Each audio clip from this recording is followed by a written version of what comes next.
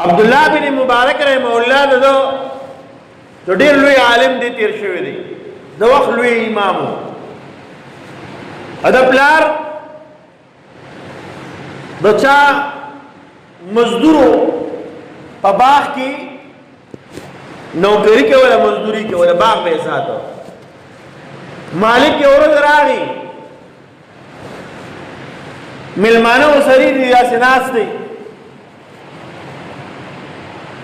ورته وایي صاحب ولاړ شه یو خوب غونده کې انار راوړه چې به مېلمنو باندې ولو جوس وکړو یا به وخورو هغه چې انار راشو کولی دی راوړی دی هغوی مات کړی دی هغه تریو پیکه به دو ته وایي لاړ شه مړه خوب غونده کې پکې وګوره دی بیا ته بلې راشو کولی دی د بلې ونې نه هغې پې خوړلې هغو ځان نه د هغې نه کوره خو په اخر کې ورته وایي چې خدای مسلمانه خوب پکې وګوره که نه ته پکې خوب نه پېژنې ستا خو په دې باغ کې څو کاله وشو ته ورته په دې کې خوب او پیکه او تري ونه پېژنده هغه ورته وایي باچا سلامت یا مالکه زه د باغ څوکیدار یم ما په دې کې اوسه پورې سکه نه ده کړې ما په دې کې سکلې نه دي خوب او پیکه او تري به چاته معلوم وي چا چې راشو کولی ما په دې کې راوړو پر دانه نه راشو کولی نه مې دې نه دانه خوړلې ده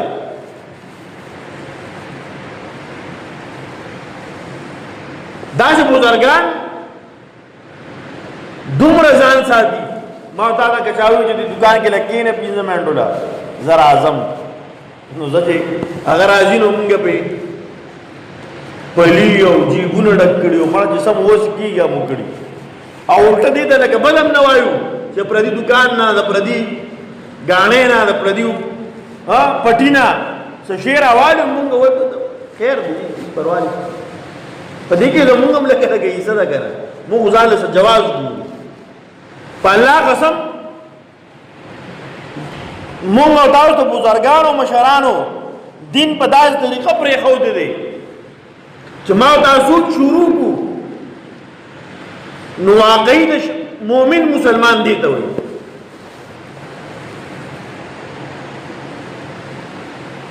دغه د باغ مالک کور ته راغی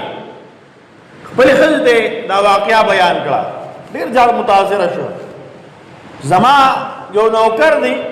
او څو کاله وشو اوسه پورې په باغ کې دانې قدرې نه ده خوړلې راشکولې نه ده راغورځېدلې هم نه ده خوړلې هغې خپل خاص نوکرانو کې وساته یو ورځ سره مشوره کوي چېرته ته یو نیک سړی او ډېر په تا باندې مې اعتماد هم دی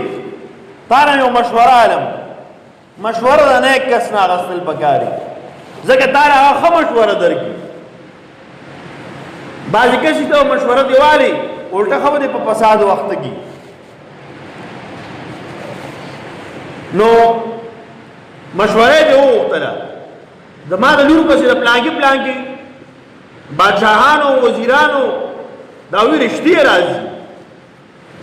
زه څه وکړم دا رشته کم چاله ورکړمه تا سره مشوره کوم هغه ته ویې لومبي صاحبه چېرته زه اوس چېرته ستا مشوره ده که ته ما سره هیله بیله مشوره کوې هغه ته ویې نه زما په تا باندې مې اعتماد دی تا سره مشوره کوم وایي صاحبه چې هر چاله ورکې خو دینداره کس پکې وګوره چې کوم شریعت مونږ ته حکم کړی دی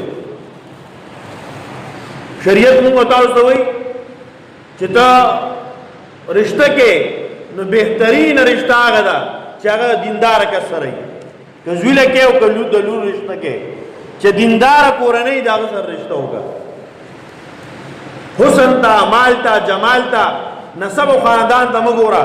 دین ته وګوره چا کې دین زیات دی د هرې قبیلې سره چې د هر خاندان سره چې تعلق وي خو چې دینداري پکې ده که هغه هلک دی او که جینۍ د رشته ورسره وکړه دغه صحیح ده